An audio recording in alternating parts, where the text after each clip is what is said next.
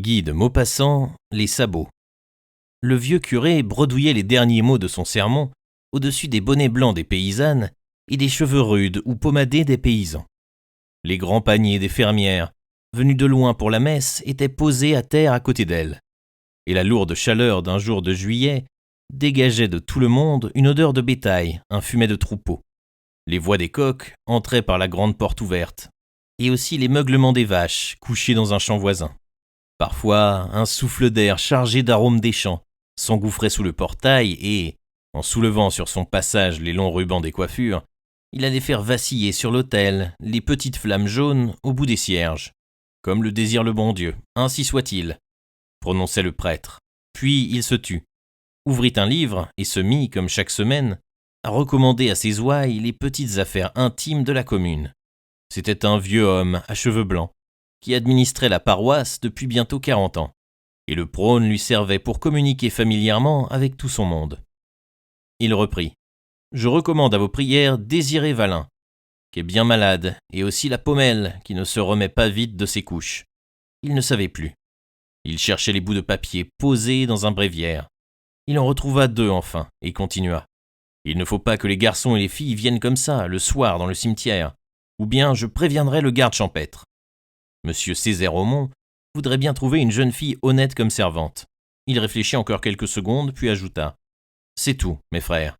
C'est la grâce que je vous souhaite au nom du Père, du Fils et du Saint-Esprit. » Et il descendit de la chaire pour terminer sa messe.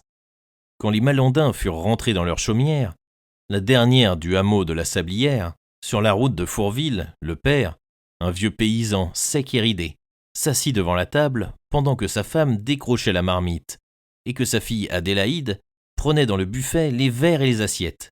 Et il dit « Ça serait peut-être bon, c'te place chez Maître Aumont, vu que le v'là veuf, que ça brûlème pas, qu'il est seul et qu'il a de quoi. J'ferions peut-être ben d'y envoyer Adélaïde. » La femme posa sur la table la marmite toute noire, enleva le couvercle, et pendant que montait au plafond une vapeur de soupe pleine d'une odeur de chou, elle réfléchit. L'homme reprit. Il a de quoi pour sûr, mais qu'il faudrait être dégourdi et qu'Adélaïde l'ait pas un brin. La femme alors articula. J'pourrions voir tout de même. Puis se tournant vers sa fille, une gaillarde à l'air niais, aux cheveux jaunes, aux grosses joues rouges comme la peau des pommes, elle cria « T'entends, grande bête, t'iras chez Maître Aumont proposer comme servante, et te fera tout ce qu'il te commandera. » La fille se mit à rire sottement sans répondre, puis tous 3 commencèrent à manger. Au bout de 10 minutes, le père reprit. « Écoute un mot, la fille, et tâche de ne point te mettre en défaut sur ce que je vais te dire. » Et il lui traça en termes lents et minutieux toute une règle de conduite, prévoyant les moindres détails, la préparant à cette conquête d'un vieux veuf mal avec sa famille. La mère avait cessé de manger, pour écouter, et elle demeurait, la fourchette à la main, les yeux sur son homme et sur sa fille tour à tour, suivant cette instruction avec une attention concentrée et muette. Adélaïde restait inerte, le regard errant et vague, docile et stupide. Dès que le repas fut terminé, la mère lui fit mettre son bonnet, et elles partirent toutes 2 pour aller trouver monsieur Césaire Aumont. Il habitait une sorte de petit pavillon de briques, adossé au bâtiment d'exploitation qu'occupaient ses fermiers, car il s'était retiré du faire-valoir pour vivre de ses rentes. Il avait environ 55 ans, il était gros, jovial et bourru comme un homme riche. Il riait et criait à faire tomber les murs, buvait du cidre et de l'eau-de-vie à plein verre, et passait encore pour chaud, malgré son âge. Il aimait à se promener dans les champs, les mains derrière le dos, enfonçant ses sabots de bois dans la terre grasse, considérant la levée du blé ou la floraison des colzas d'un œil d'amateur à son aise, qui aime ça, mais qui ne se la foule plus. On disait de lui, c'est un père bon temps, qui n'est pas bien levé tous les jours. Il reçut les 2 femmes, le ventre à table, en achevant son café, et se renversant, il demanda « Qu'est-ce que vous désirez ?» La mère prit la parole. « C'est notre fille Adélaïde que je viens vous proposer pour servante, vu ce qu'a dit ce matin monsieur le curé. » Maître Aumont considéra la fille, puis brusquement. « Quel âge qu'elle a, cette grande bique-là ?»« 21 ans à la Saint-Michel, monsieur Aumont. »« C'est bien. Elle aura 15 francs par mois et le fricot. Je l'attends demain pour faire ma soupe du matin. » Et il congédia les 2 femmes. Adélaïde entra en fonction le lendemain et se mit à travailler dur sans dire un mot, comme elle faisait chez ses parents. Vers 9 heures, comme elle nettoyait les carreaux de la cuisine, monsieur Aumont la héla. « Adélaïde, Elle accourut. « Me v'là, notre maître !» Dès qu'elle fut en face de lui, les mains rouges et abandonnées, l'œil troublé, il déclara. « Écoute un peu, qu'il n'y ait pas d'erreur entre nous. T'es ma servante, mais rien de plus. T'entends ? Nous ne mêlerons point nos sabots. Oui, notre maître. Chacun sa place. Ma fille, t'as ta cuisine, j'ai ma salle. À part ça, tout sera pour thé comme pour mai. C'est convenu ? Oui, notre maître. Allons, c'est bien. Va à ton ouvrage. Et elle alla reprendre sa besogne. À midi, elle servit le dîner du maître dans sa petite salle à papier peint. Puis, quand la soupe fut sur la table, elle alla prévenir M. Aumont. « C'est servi, notre maître. » Il entra, s'assit, regarda autour de lui, déplia sa serviette, hésita une seconde, puis d'une voix de tonnerre. « Adélaïde !»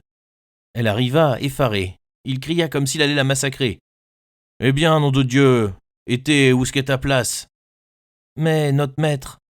Il hurlait. « Je n'aime pas manger tout seul, nom de Dieu, tu vas te mettre là, ou bien foutre le camp si tu ne veux pas. Va te chercher ton assiette et ton verre. » Épouvantée, elle apporta son couvert en balbutiant. « Me v'là, notre maître !» Et elle s'assit en face de lui. Alors, il devint jovial. Il trinquait, tapait sur la table, racontait des histoires qu'elle écoutait les yeux baissés sans oser prononcer un mot. De temps en temps, elle se levait pour aller chercher du pain, du cidre, des assiettes. En apportant le café, elle ne déposa qu'une tasse devant lui. Alors, repris de colère, il grogna. « Eh bien, et pour thé, je n'en prends point, notre maître. »« Pourquoi que tu n'en prends point ?»« Parce que je n'aime point. » Alors il éclata de nouveau. « J'aime pas prendre mon café tout seul, nom de Dieu. Si tu ne veux pas te mettre à en prendre tout, tu vas foutre le camp, nom de Dieu. Va chercher une tasse et plus vite que ça. » Elle alla chercher une tasse, se rassit, goûta la liqueur noire, fit la grimace, mais sous l'œil furieux du maître, avala jusqu'au bout. Puis il fallut boire le premier verre d'eau-de-vie de la rincette, le second du pouce-rincette et le troisième du coup de pied au cul. Et M. Aumont la congédia. « Va laver ta vaisselle maintenant, t'es une bonne fille. » Il en fut de même au dîner. Puis elle dut faire sa partie de domino. Puis il l'envoya se mettre au lit. « Va te coucher, je monterai tout à l'heure. » Et elle gagna sa chambre, une mansarde sous le toit. Elle fit sa prière, se dévêtit et se glissa dans ses draps. Mais soudain, elle bondit effarée. Un cri furieux faisait trembler la maison. « Adélaïde !» Elle ouvrit sa porte et répondit de son grenier. « Me v'là, notre maître. »« Où est-ce que t'es ?»« Mais je suis dans mon lit, donc, notre maître. » Alors il vociféra. « Veux-tu bien descendre, nom de Dieu ? J'aime pas coucher tout seul, nom de Dieu.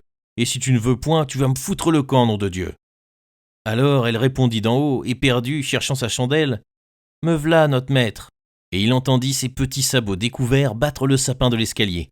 Et quand elle fut arrivée aux dernières marches, il la prit par le bras, et dès qu'elle eut laissé devant la porte ses étroites chaussures de bois à côté des grosses galoches du maître, il la poussa dans sa chambre en grognant. « Plus vite que ça, nom de Dieu !» Et elle répétait sans cesse, ne sachant plus ce qu'elle disait. « Me v'là, notre maître !» 6 mois après, comme elle allait voir ses parents, un dimanche, son père l'examina curieusement, puis demanda « T'es-tu point grosse ?» Elle restait stupide, regardant son ventre, répétant « Mais non, je ne crois point. » Alors il l'interrogea, voulant tout savoir. « Dis-mais, si vous n'avez point, quelque soir, mêlez vos sabots. »« Oui, je les ont mêlés le premier soir et puis les autres. »« Mais t'es pleine, grande futaille. » Elle se mit à sangloter, balbutiant. « Je savais timer. » Le père Malandin la guettait, l'œil éveillé, la mine satisfaite. Il demanda « Qu'est-ce que tu ne savais point ?» Elle prononça à travers ses pleurs. « Je savais timer, que ça se faisait comme ça, des éfants. » Sa mère rentrait.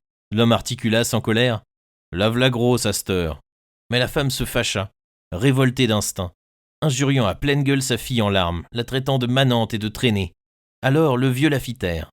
Et comme il prenait sa casquette pour causer de leurs affaires avec maître Césaire Aumont, il déclara « Elle est tout de même encore plus sotte que j'aurais cru. Elle ne savait point ce qu'elle faisait, cette niante. » Au prône du dimanche suivant, le vieux curé publiait les bans de M. Onufré Césaire Aumont avec Céleste Adélaïde Malandin.